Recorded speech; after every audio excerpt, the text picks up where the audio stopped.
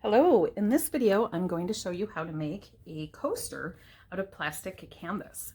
So this is the coaster we're going to make. I'm doing the buffalo plaid pattern and I'm going to show you what supplies you're going to need first. Okay, so first thing you're going to need is the plastic canvas. This is a sheet. I ordered this on Amazon. It came in a pack of 6. So this will be our base. And then the next thing you'll need is a metal. It's a tapestry or a chenille needle. It's got a more narrow eye here, so it will fit through the holes. The plastic needles that I've used, they're too wide. And this also has a point, okay? And then I've got 2 different scissors. This is going to be to cut my canvas, longer scissors, and then shorter scissors to cut my yarn. And these are both designated for sewing for me because they're pretty sharp to be able to cut through any like fabric or yarn or whatever. And then I picked white for my yarn, black, and a charcoal. All right, so first thing, we got to measure out our coaster. And because this pattern, I used 5 across and 5 down. 1, 2, 3, 4, 5 squares. 1, 2, 3, 4, 5 squares. Each of these squares have a row or column of 5. Okay, so you're going to do 5, 10, 15, 20, 25. Plus with the border, 1 more row, 26. So measuring out, counting the actual square itself. And I use a dry erase marker to mark this so I don't lose my place to cut it. So counting this out, I counted out 26 of the actual squares, made a mark here, counted out 26 here, made a mark there, and this will rub off if you need it to once you're done cutting. Okay, next thing you're gonna do is cut your canvas.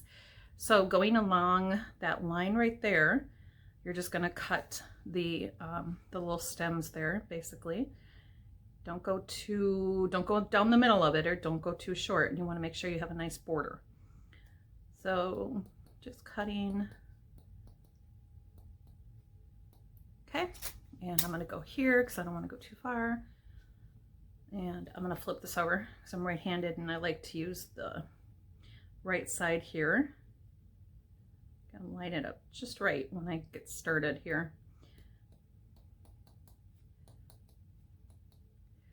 Oops, going out a little bit. I want to make sure I get it, the edge is nice and smooth, so I'm not going to be sticking out and it's catching on anything. All right, and then I'm going to go flip it over again. And we're going to meet this on the end here.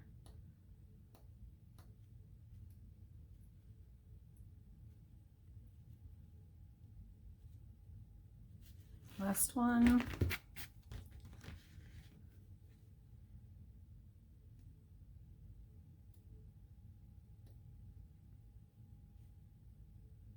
And get that last one there. And that's it. All right, so now I've got my plastic mesh. I'm going to feel the edges here to make sure there's nothing that's going to catch my yarn are sticking out. I'm going to rub off that mark, and I'm feeling just a little bit here. I just don't want these sticking out because then you'll feel that through the yarn. It'll be weird. And obviously I'm flipping it over, getting both sides. Okay, I just wanted to show you because, you know, this is a little tricky. And I didn't want to skip through, oh, just cut it and not show you. And then you wonder why you have these little knobs or stubs on the end and things like that. And yes, it's easier if you use longer scissors. All right, so I just cut those off nice and smooth. Okay, now for our yarn. So measuring, how much do I use? You're going to use about 20 inches for your length, okay? Or, you know, if you just pull on it, it's like a comfortable, you know, outside the distance of your hips or your shoulders. Okay. And to thread your needle, I fold it a little bit on the end and then push it through. It's easier than trying to do the end because the strands will come apart. And leave about that much on your needle. Make sure it doesn't come off. All right, we're going to start at the top corner here. And I'm just going to follow this pattern. So you're going to do columns of 5 and rows of 5 stitches, okay? So we're going to start at the top here, and I'm not going into the corner. I'm going one box or opening to the right and pulling that through about halfway the yarn, and then I'm going to go diagonal. All of the stitches are going to be in diagonal. So I'm going to go down one to the left and pull this far enough to keep a little tail on the back here. We're going to anchor that yarn down with stitches to go over it. So we're going to leave about a finger width of yarn back there. Okay. Now I'm going to make sure the yarn is always out of the way when you go to stitch. You don't want to poke your needle through the yarn. All right, so I'm going to go to the right, one square, and from the back, pull it up, tug on it enough to make sure that first stitch is tight, and then I'm going to go diagonal. So it's always one across and then one down diagonal, and pull that through. And I'm still holding that little tail back there with my fingers. Now I'm going over one to the right, across, and then one down to the left, diagonal. Okay, I'm just going to flip this upside down to make sure that my yarn doesn't get caught on the corners. And I'm on the 4th stitch now, one to the right, straight to the right, and then one down to the left, diagonal. Just got to watch my corners here and see what I mean. Pull it through, and one more, still holding that yarn back there, that little tail. Make sure I'm stitching over it, and one down to the diagonal. All right, so here's my 5 stitches down. That's a column. I'm going to turn this around to show you. See how that piece now is sewn in. Okay, nice and neat and tacked down. Now to start my next row, we're going to take that yarn up to the top. I'm going to go one square to the right and go from underneath, of course. Now I've got this piece of yarn that went, you know, from the bottom to the top. So in the back, you want to make sure that you're not sticking your needle through that. So just take your finger and just kind of push it over to the side. And this one goes now diagonal to the left, down. And I'm going to use that same square that the other stitch was in, because then it will connect for your pattern so you don't have any spaces.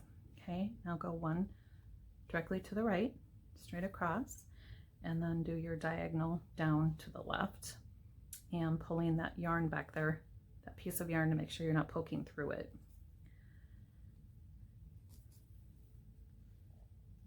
Okay, and so you just do 5 stitches like that. All of the stitches are in diagonal for this pattern. You know, let's say you make a mistake, or, you know, for some reason you have to undo something or take the yarn out. You don't want to be poking through it. You don't want to be splitting your strands, you know, by going through anything. Or if you have to take it out, it's really hard because now you've kind of sewn your yarn together. All right, now we're going back up to the top, making that line right there, or making that strand from the back. And we're going to do another column. And we're on the 3rd one.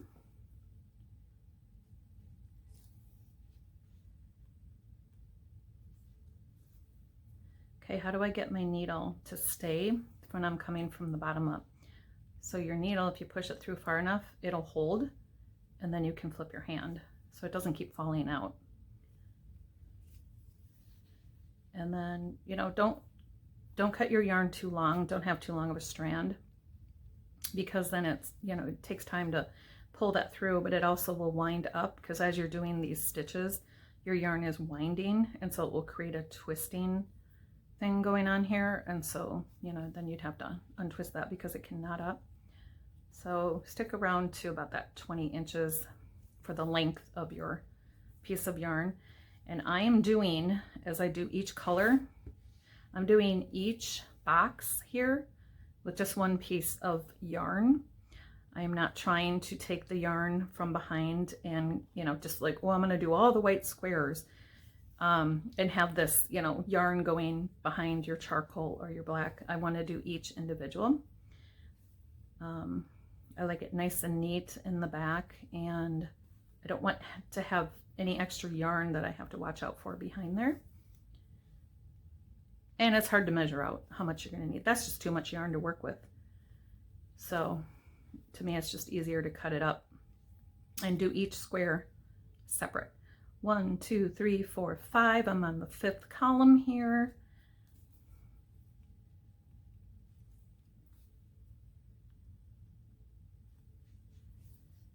And last stitch.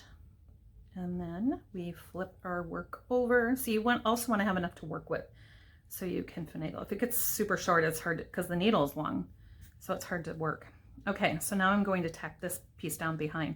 So I'm going to go into that row right here, all right, that I just finished, and I'm going to stick my needle behind the stitch, 3 of them. Okay, you can't do too many because the needle doesn't bend, so it's hard to get through. So 3 of them is good to tack it down.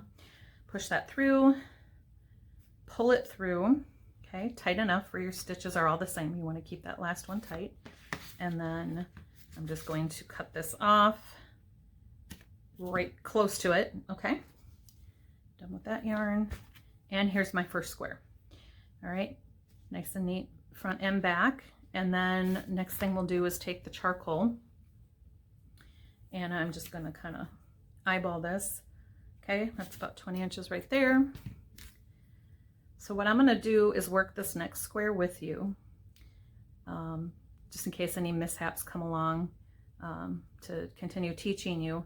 And if we're in the clear, then what I'm going to do is I'll end this segment, and then I'll do a follow-up video to finish it off and then get that border on there for you, okay? Because this pretty much is, you know, just once you've got the technique and the pattern, you just kind of work it at your own pace. All right, so we've got, you know, that's one way I pulled it all the way, right? I didn't pull it halfway and then stick it through. You can do that, and I'm just holding it down with my finger in the back, that piece of yarn that I'm going to tack down. Okay, and again, going straight across. The needle didn't catch that time. Straight across, moving that yarn out of the way back there, but I'm still sewing over it. When I'm back there, it's sewing over it. Okay, now I'm, excuse me, moving the yarn to the left a little bit. And again, I'm sewing over it so it's catching inside.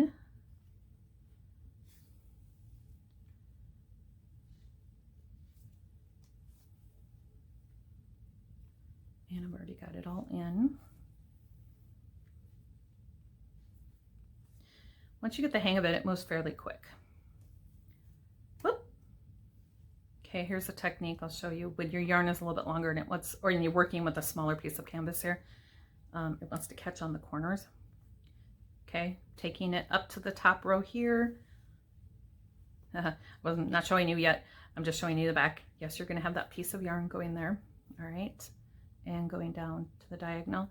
Now, with the yarn here, it's in the front, right? I'm going to start pulling. I'm going to flip my thing here and let the yarn dangle so it doesn't catch on the corners. And then I'll flip it back so I can see what I'm doing. Okay, and that obviously the yarn was underneath, so it wasn't going to catch. Working the diagonal, flipping it, pulling it. See how that prevents that from sticking to the corners?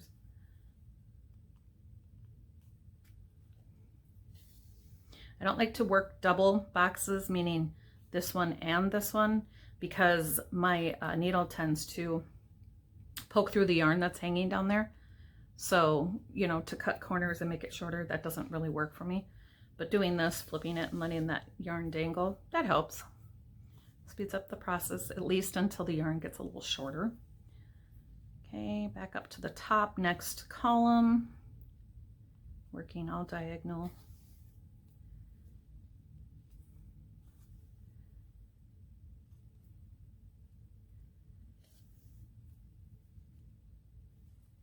You can find too that if your yarn keeps sticking to the edges, you might have a couple nubbies there. You can just trim those off.